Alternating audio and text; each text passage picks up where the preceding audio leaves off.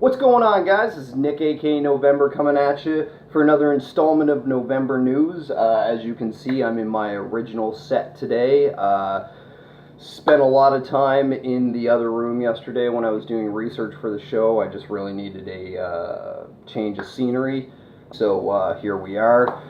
Today on November News, I'm also introducing a new segment I'm calling Just So You Know. It's going to be quick and dirty facts, generally stories I don't have a lot of information about, but maybe like a little tidbit of information I just wanted to throw out to you guys. We're going to throw that into today's video, so without further ado.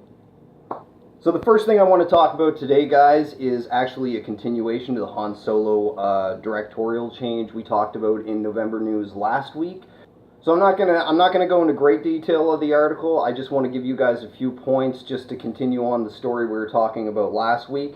Number one is there is stated that there was a deep philosophical difference in the way that both parties, that being Lucasfilms and the directors, wanted to shoot the movie. It is also stated that Miller and Lord, the former directors of the Han Solo movie, didn't have any creative freedom, which it kind of appears that they were maybe led to believe that they would have more of when they took the project on. Screenwriter Lawrence Kasdan, I hope I'm pronouncing that correctly, he was on set. He didn't really agree with the improvised way that Miller and Lord were treating the source material. Kasdan is reported as saying he wanted the script, and more specifically the dialogue, he wanted done as written. It has been suggested that Lord and Miller may have been out of their element simply with the size and scope of a big budget movie such as Star Wars. Things were reported to be so bad on the set of Han Solo that the cast and crew apparently broke out into a round of applause when Ron Howard was announced to be taking over directorial duties of the film. All that being said, Lord and Miller seemed to be fairly gracious in the handing over of the movie to Ron Howard. And finally, it is said that Ron Howard landed in London last week to begin prepping for him to begin to get to work so that he can move the project forward. Next up, it is reported that Samuel L. Jackson's Nick Fury will be co-starring in the Captain Marvel movie. I'm actually super stoked for this. I mean, I'm a huge Sam Jackson fan. I love his Nick Fury. It is said that the film will be an origin story on how Carol Danvers receives her powers and becomes Captain Marvel. That being said, it won't be a direct adaptation of how Captain Marvel received her powers in the comic books. So even though they're not going with a direct adaptation to the original origins of the comic book, considering Carol Danvers in the comic books has a military background before she receives her powers, so I'm kind of assuming they're going to stick with that. So that kind of ties in with Nick Fury's character and gives him a reason to have that kind of a pivotal role in the movie. So I'm really excited for this. As I said, I'm a pretty big Sam Jackson fan. It'll be cool to see him in kind of a main character role in the MCU. So really looking forward to that coming out. So this week in Just So You Know, Cameron Monaghan, known for series such as Gotham and Shameless, has taken to Twitter to campaign for the Carnage role in the upcoming Venom film. Evan Peters' Quicksilver has been confirmed to be returning in the X-Men Dark Phoenix film. Rick&Morty Season 3 has been announced to be premiering on July 30th on Adult Swim at 11:30 p.m.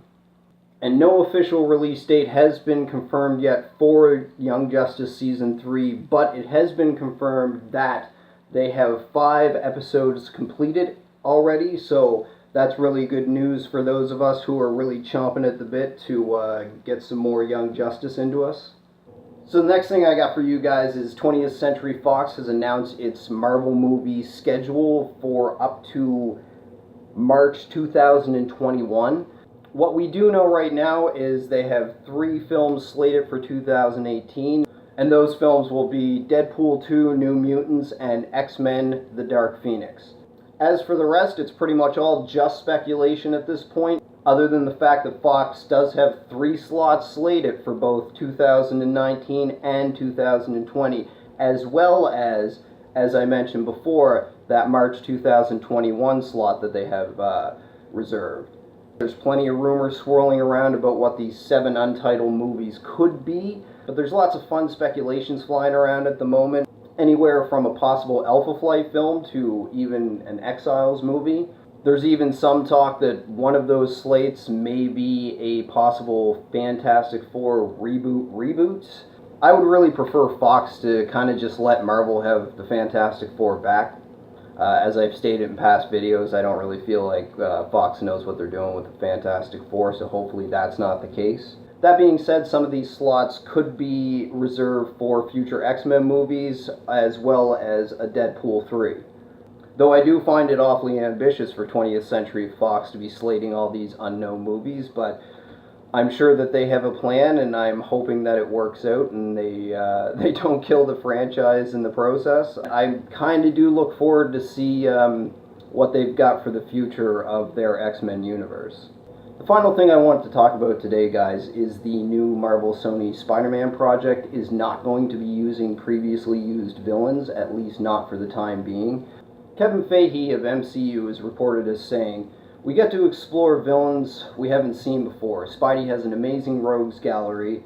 So at some point, I think it might be interesting to revisit some of the characters we've seen in films, but right now, we think there are a lot of new ones we haven't played with yet." So unfortunately, we are going to lose some really great characters due to this fact, at least for the time being. But that being said, it is kind of exciting to know that we're going to see villains on the big screen that we haven't seen before. Included in Spider-Man's Homecoming is Michael Keaton playing the Vulture, accompanied by the Tinkerer, Shocker, and the Scorpion. So as per this report, villains like Doc Ock, Green Goblin, Sandman, Lizard, and Electro are all out. We're not going to see those guys in any movies anytime soon. That being said, we do still have lots of guys we can play with. We've got guys like Kraven the Hunter. We've got guys like Mysterio. Other characters, though, as well that you could use would be possibly Hydro Man. Be very akin to Sandman, I agree. It would be really cool CGI if done properly. I also kind of feel like maybe Rhino we could use too, because let's be honest, the Rhino wasn't given a proper treatment in the first place.